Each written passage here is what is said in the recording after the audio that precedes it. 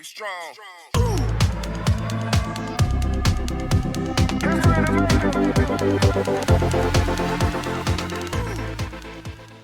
Hello everyone and welcome back to another Commander deck profile. Today's video is all going to be revolved around the new little critters from the latest set, Bloomburrow. For those who don't know what Bloomburrow is the plains where it's full of little tiny critters like mice, rats, bats, otters, badgers, frogs, and there might be some I'm forgetting about. Oh, and squirrels. Can't forget about the mad squirrels. And yeah, this video is going to be all revolved around my new commander deck, obviously rats, because I have a habit of building rats. A lot of rats. So, today is going to be my deck profile of Vren the Relentless, the new Dimir rat commander, for 2 colorless and a black and a blue. So 4-drop for a 3/4, which says it has Ward 2, which is great. It's the only, to my knowledge, it's the only rat that has Ward on it. Pretty good. So, example, what it does is if a creature an opponent controls would go to the graveyard, it gets exiled instead. That's first line of text. Second line of text is at the beginning of each end step, create X 1/1 black rats with this creature gains a +1/+1 for each other rat you control, where X is the amount of creatures that were exiled from the battlefield under your opponent's control. So yeah, so if I killed one of her opponent's guys while Vren's on the battlefield, effectively gets exiled, and then during my end phase I create a 1/1 black rat. Effectively, I create one of these. I was able to get 2 of these tokens, and only 2 of these tokens. I would have liked to get 4 of these tokens. But yeah, Vren Relentless. I played the entire weekend playing it, or Friday, Saturday and Sunday, 3 days straight playing Vren the Relentless, and I'm really enjoying it. I don't really like playing blue. Blue isn't really a color I play. I've only ever played it like twice. One in like Urza, and second being Ramus, the Dragon Engine. That's the only time I've ever played blue. I've played more red than I've played blue. After you guys have seen, I've had a couple of some decks that had red, like my Knights, Jetmir. Do like Jetmir. Jetmir might make a return with the Haymaker at some point, but today it's all about the rats. It's not about the bunnies or the rabbits, it's about the rats. So, I think we should get straight into the profile. So, as you can see, Vren the Relentless. This is what he normally looks like. There is like an alt art, like raised gold foil of him that I really want to get, but it's like almost £80 at the moment. I'll put an image on screen what it looks like. Like, maybe one day I will get that card in my hand. One day, but not today. If you guys would have seen the forts opening, we did like 2 bundles and 2 collector boosters of this set. So if you guys want to check out that, where most of these cards actually got pulled from, I will leave a link in the description below. But for right now, it's time for rats. So yeah, this is the new Dimir Rat Commander, and you guys know me, I like me my rats. So, we'll get straight on to the profile. So, obviously, I run rat colonies. I run so many rat colonies. In this deck, 20. I run 20 of these. And there was a time, I think my highest number I ever played was like 27, and then 25, and now 20. The original build for this guy, I only had 20 in, but obviously Maonar, I've changed the amount of Maonar for another time. But yeah, 20. At some point, I do want to replace this with the special guest version. Again, I'll put an image below what the special guest looks like. But yeah, I really want to replace them with this. I do have one, so I need like 19 more. What even? And they're like £10 a pop. It's a little bit annoying. While these go for like over 5, the foil of this goes for like just over 10, and the special guest common goes for about 10, which is a little bit annoying, but hey, you gotta play the rat game. So let's go on to the other kind of rat. We got pack rat. Gotta run pack rat because power toughness is equal to the number of rats you control, and obviously you can pay for each scarlet card and create a token copy of pack rat. Kind of like one of the staples. For the new rats, I am running like 3 new rats in the main deck. Persistent Marsh Stalker. Now this card, it has the same first line attack as a rat colony. It gets a +1/+0 for each of a rat you control. He himself is a 3/1, so he's one power bigger than a rat colony. He's got Threshold, which means if you have this, the abilities of Threshold only go off when you have like 7 or more cards in your bin. But this one, for example, if you would attack with a rat, is that a creature or a rat? Yeah, if you attack with 1 or more rats, if 7 or more cards are in your graveyard, you can pay 3, 1 black, 2 colors to return this card from your bin onto the battlefield, tapped and attacking. So again, this could be a really big guy that's coming swinging. I've actually used this guy to win a game Saturday during Commander Party, because we had a Commander Party event at the fort. It was great. Got me my Heirloom Blade promo. It was great. It was great fun. So yeah, I actually really like this guy. Not a lot of people really like this card. Not a lot of people will run it, but I think it's a little cheeky tech. And I do have a lot of like discard cards in here, so it should be easy enough to get this guy in my bin. For the second new rat, I'm using my Beast Binder. This card I think is really good. It's a 1/3 vigilance, and it can't be blocked with creatures with greater power 2 or more. It's almost like Skulk. But when this guy attacks, effectively you can target an artifact, creature, or planeswalker, and opponent controls. It loses all abilities to the end of your next turn. If it's a creature, it also has a base power toughness 2/2 to your next turn. So effectively, I can turn someone's commander into a 2/2 with no special abilities. Yeah, I think it's really good. If you're not running this, I would highly recommend running the card.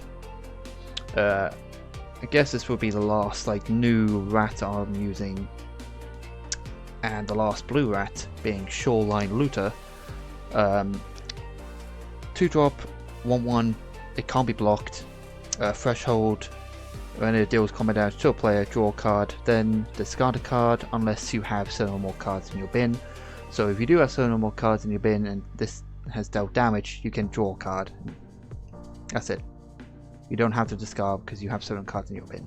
I used this a lot during the weekend because it was just an easy pay to, summon it, attack, draw a card, discard a card. It was also a good way to get this into the bin. Now for the other rats, I'm still using Coolmonix, the Rat King, being the toxic rat that used to be a commander of mine. Just for, it's not really in there for the toxic, it's in there to look at the top 5 cards and add as many rats from my hand, well, from them to my hand. That's always really in here. I've only ever done like, I don't know, 3 toxic to like my opponents.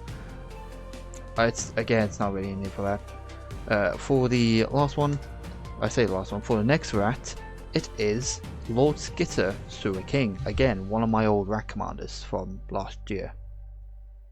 Or this year. Might have been this year actually. Early this year. I think so. He's in the deck because, again, I need to control people's graveyards. Effectively, I need control. Sure, he doesn't trigger my Vren, the Relentless commander, because it was in the bin, it wasn't controlled. But it does allow me to control people's bins. It allows me to, like, if a problematic creature got destroyed, I want to make sure it never gets played again.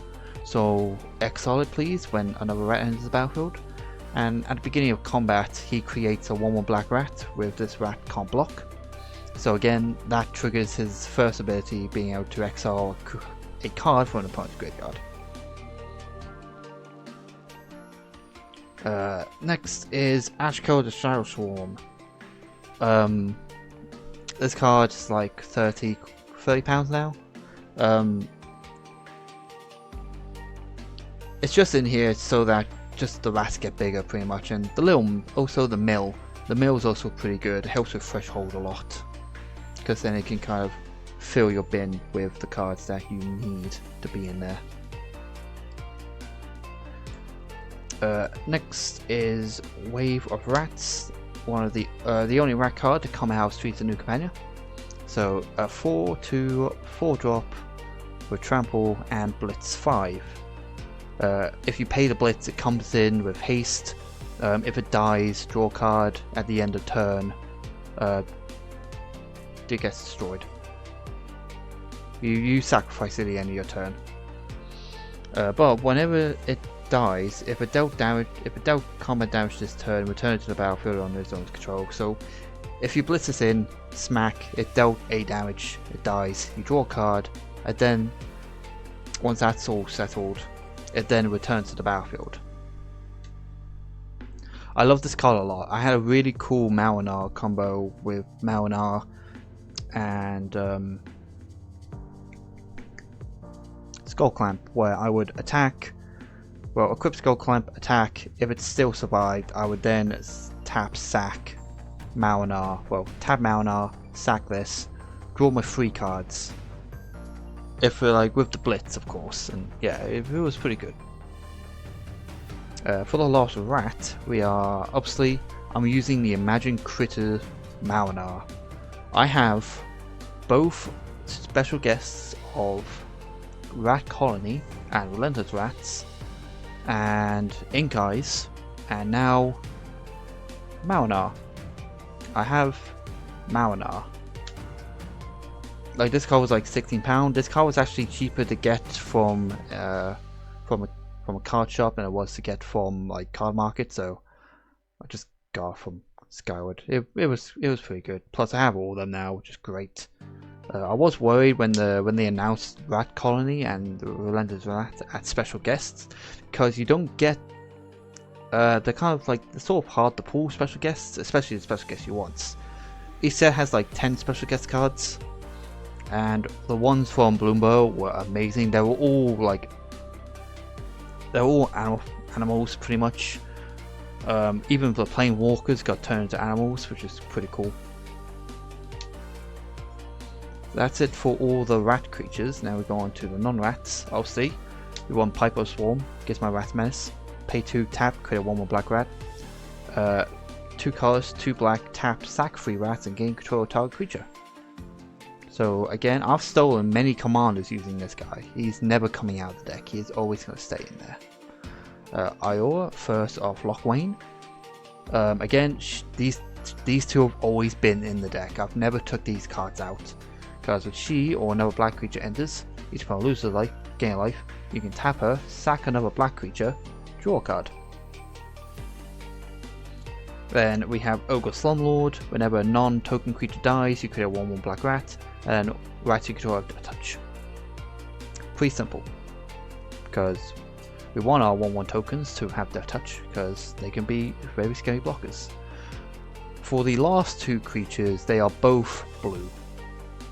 We're using Legislator for more draw, and we're using Wander, so I can have creatures have flying. As long as this is in my graveyard and I control an island, all my creatures have flying. So finally, after all these years, I can finally give my rats fly, which is always the downside to rats, because you could never really deal with flying creatures. The only way you can really deal with flying is to just target destroy them. That was it. But now finally, rats attack from the sky. Even though we already have 2 rats in the game that have flying, being the Rat Fairy and the Rat Artifact creature that has affinity for artifacts. We have them, but I just don't want to because they're not that good. Okay, now we go on to the artifacts. Running a total of 7 artifacts, 6 basic artifacts and 1 equipment. So for the basic artifacts, we have obviously running Soul Ring, and yes, this is the Bloomburrow Commander Soul Ring. I did buy both Soul Ring and Command Tower just for this deck. The same with Arcane Signet. These are Commander staples pretty much. I don't really have to go into them. Astronaut's Altar to help with sacking my cards, which will come in a minute or two. The reason why I'm running this. Jet Medallion, so my black spells cost 1 less.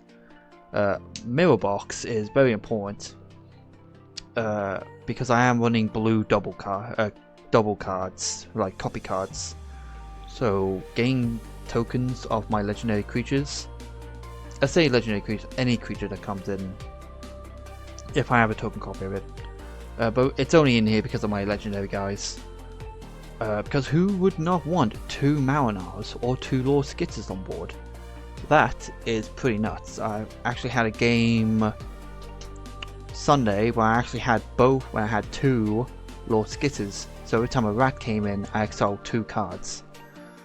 And plus, legendary creatures get +1/+1, so my guys get bigger. Also really helped with the rat colony tokens, well, the rat colonies, because each non-token creature you control get a +1/+1 for each other creature you control with the same name as that one. So already my rats are finally gaining some booties, which is very important. And then Whip of Erebos, because, well, I like some lifelink. Not much to say, I like lifelink. And then 1 equipment, a Mithril Coat, just to give my commander indestructible, or Mariner indestructible, whichever comes first.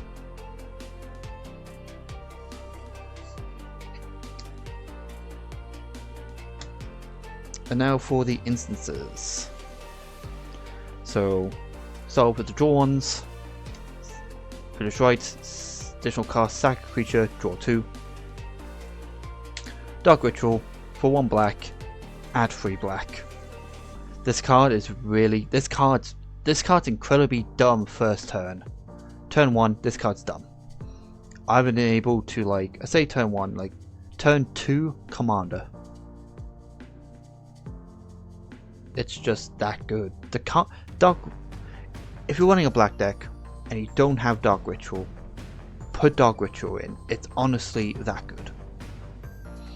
And we go on to, we have Cow Spell. This is the only Cow Spell I have in the deck.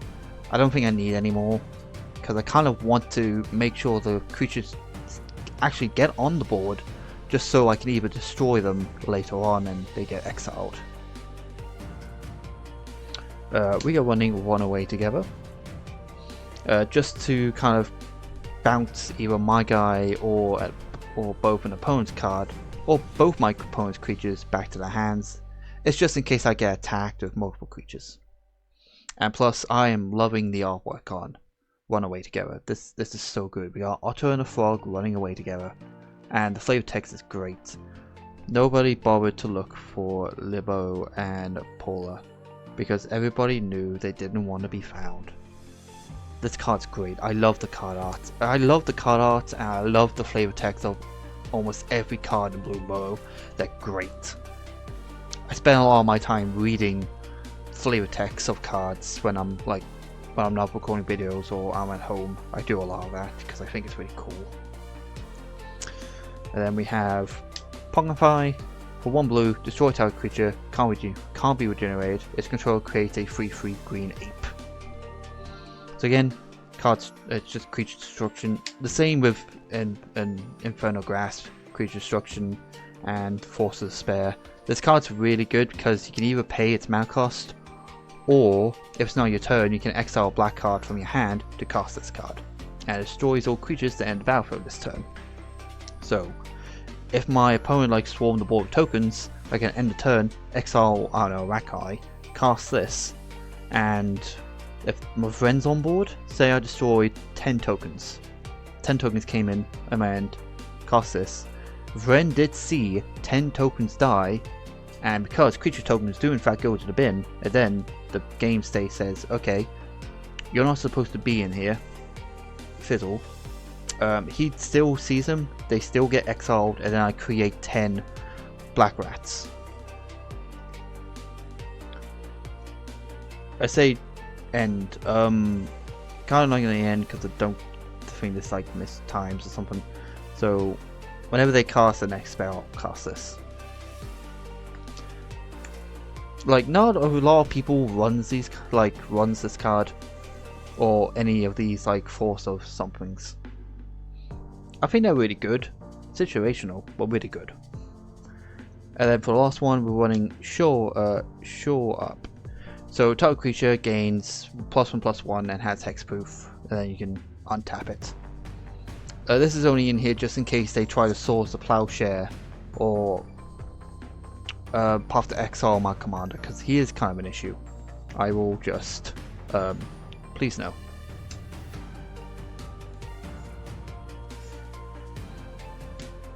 Sorceries. So we're running Ponder because I like Ponder a lot. It's probably the one spell I would run in any blue deck, because you look at top 3 cards, put them back in any order, you may shuffle, then draw a card. So you can stack your deck and draw what you really want. It's pretty good for one blow. And then for search cards, obviously I'm running my Demonic Tour, Diabolic Intent, additional cost, sack a creature, search. Solve the equation, it searches for an instant sorcery, and then a secret salvage. So effectively I exile a rat colony from my bin, and I search my library for every single card named rat colony and add it to my hand. And then in the turn I will just bin them off, because I'm using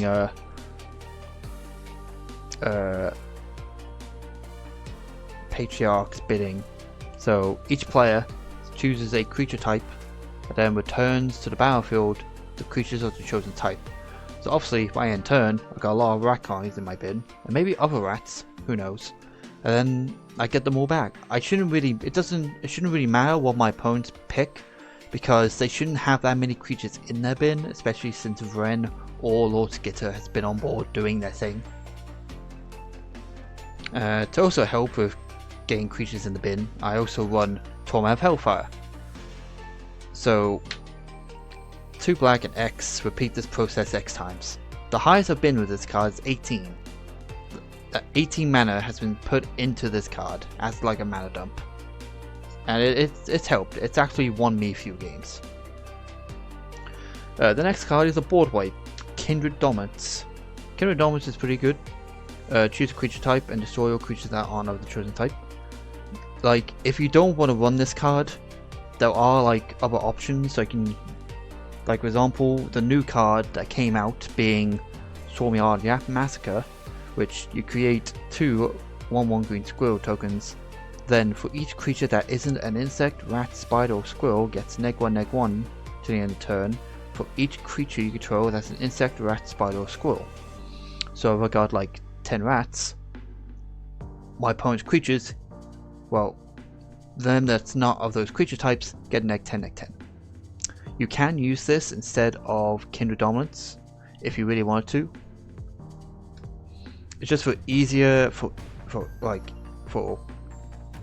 make it easier, I decided to keep Kindred Dominance. But it is a nice card to put in if you really want to. The next sorcery, which is a Time Warp, which I'm targeting myself, given an extra turn.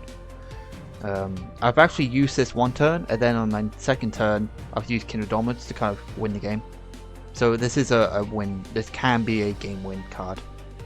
And then for the last one, we are running Season of Weaving. Now I actually have a habit. I keep pulling season cards, but doubles. I yet to pull the white one. But yeah, Season of Weaving, if you saw for my Let's Discuss, gives you 5 paw prints. Use any of the modes multiple times.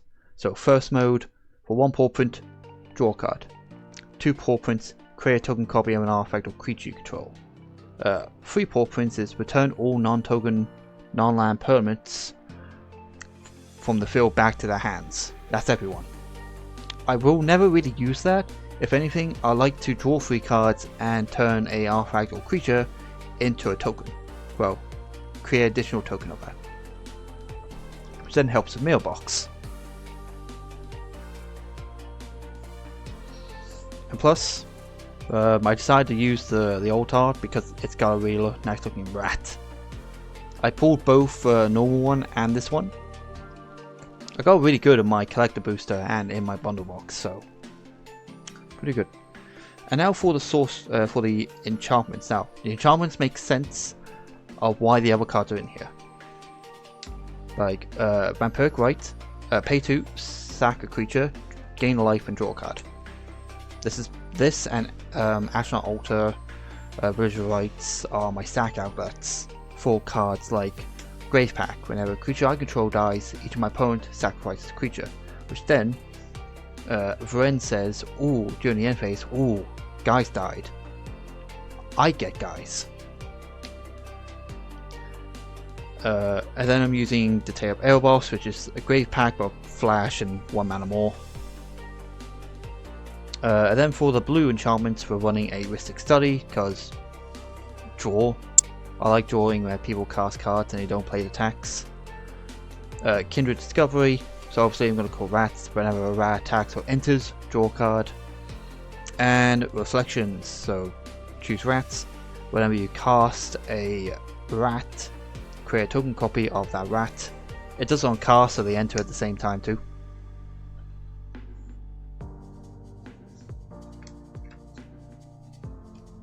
Like, yeah. I think this ratio is great. Like, I think this deck is really strong. It's not the strongest deck I've got, but I enjoy playing it a lot. Because I played it so much this weekend, I probably won't play it Friday. I'll probably go with maybe Yuma, maybe. Actually, no, I think I'll play Radagast. I've been missing my boy Radagast. So now we get onto the land. So, Command Tower. We're running a Commander deck. Next we're running Stuck in Citadel. You guys know me, I like this card a lot. Taps for 1 mana, comes in, choose a colour, either black or blue. Taps for 1 colour, or you can pay, or you can tap and add 2 colours, well 2 mana to choose a colour, but that can only be used on land abilities. I run a lot of land abilities in this deck. For example, the new 3/3 City. Choose a creature type, rats, taps for a colourless, or pay 2, tap, and add an amount of mana of the chosen colour for each rat you control. I unfortunately didn't pull any of the alt art of this card. I would have liked to pull the autumn, because autumn is my favourite month of the year. Well, favourite season of the year, because I just like the orange trees. Then we have Drowned Catacombs and Choked. These are just black and blue lands. That's the only reason why they're in here. Ideally, I would have liked to put the swamp ones in. If you want, like, you can swap these out for the ones that have the land types on it. They work easier. It's up to you, really. Underground River and a Demir Aqueduct. These are multicolored lands, and it's nice because this will put a land back in my hand, so I can at least discard something else. For the monocolor lands, we have a Mystic Sanctuary. So it comes in on tap, you control 3 or more islands. When it comes in on tap, you can put a instant sorcery from your bin on the top of your library.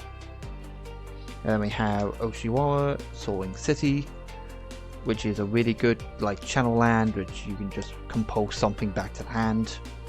Well, a creature, artifact, enchantment, or planeswalker back to the owner's hand.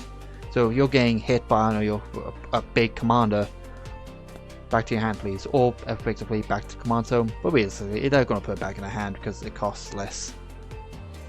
Lilypad City for the Scry, Mudflat Village for the putting a creature back into, putting a rat, bat, lizard, or squirrel from my graveyard back into my hand. And Bajuka Bog, just so I can control people's graveyards and put creatures in exile that are already there, especially with Patriarch's Bidding. And now for the colorless lands, being Deserted Temple, tap it for color. Well, you can tap it for colors, or you can pay 1, tap it to 1 tap target land, which is really good. Urza's Cave, tap it for colors, or pay 3, sacrifice Urza's Cave on search your library for a land, put onto the battlefield tapped. Fabled Passage, it's a sack land, so search your deck for a basic land, put onto the battlefield tapped, and then if you control 4 more lands, untap it. And then because we're running black, obviously I'm running my Cabal Coffers, which again, it turns really good because we can search it with this, and then we can untap it with this. So you can tap it for your mana, pay 1 of that mana to tap this, to untap this, to then tap this again for 1 mana. And then Urborg, because we want everything to be swamps. This card, it's taken me like longer than it should have to get hands on an Urborg, to be honest. Next, for the basic lands, we are running 7 islands and 10 swamps because the deck is majority black. So yeah, and obviously, you know me, I gotta rock out those full art lands because it still annoys me that that Yuma still has basic lands. They don't have my basic full art lands, so I still need to get them. It annoys me that they don't.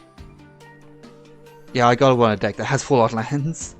At this point, they should just stop printing basic lands and start just having these, just those, nothing else, just these.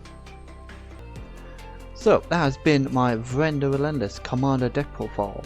If you guys want to see some more Commander deck profiles, then feel free to hit that subscribe button or hit that bell to get notified for our next upload video. Take a look at my Twitch where I play like Pokemon or sometimes do pack openings and box openings. Ooh. And yeah, if you guys enjoyed the video, let me know in the comments who's your favorite commander from Bloomburrow or your favorite card. Or even take card art, because card art in this set is amazing and I'm in love with it. So yeah, I hope you guys enjoy the rest of your day. I'll see you guys in the next video. Bye.